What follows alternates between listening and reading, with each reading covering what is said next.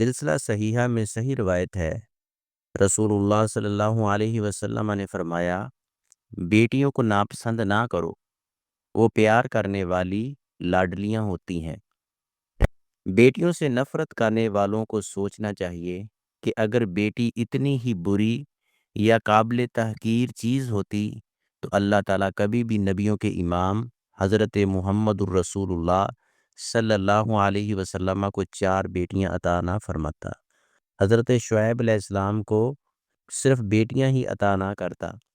یہ حقیقت ہے کہ بطور بیٹی عورت کی فطرت میں اللہ تعالیٰ نے عجیب ہی جذبات پیدا کیے ہیں۔ بیٹیاں اپنے والدین کی خیر خواہی میں بیٹوں سے بھی بڑھ کر ہوتی ہیں۔